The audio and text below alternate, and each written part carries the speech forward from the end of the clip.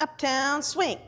Level 1, 6 count. You guys rocked this. It was so good. Maddie, what did the leaders need to do on this fancy turn right here? We worked on this and just made it better. Woo! Yes, leaders, we talked about your followers trying to go 100% on those get ready turns.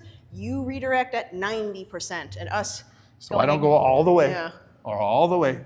Us fighting against each other just a little bit is the energy we need to do that turn. That's the fun. And followers, don't be afraid of that either. When your hands move, have your body move too. So I think some followers are going like rock step and moving their hands or moving their foot a lot. We need your body to move inside of that. Then you really go. Watch Maddie do it.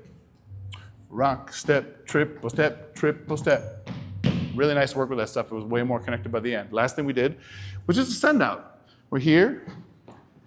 I asked my follower to go back and really send her forward. And I'm really clear about it. I'm like, go back and go forward. This hand is talking. This hand is just agreeing.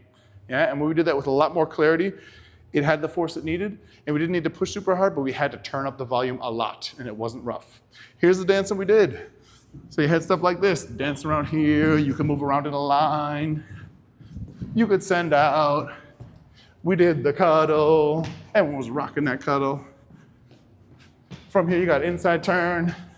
You can come back together. Of course, we have Frankie sixes. Hey, hey, ooh.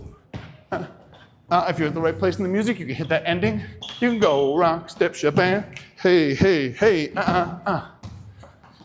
Find your way. You could do one of these. Woo!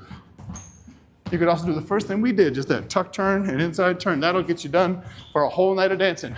Great job, everybody. Dook-a-doo, dook-a-doo, dook-a-doo.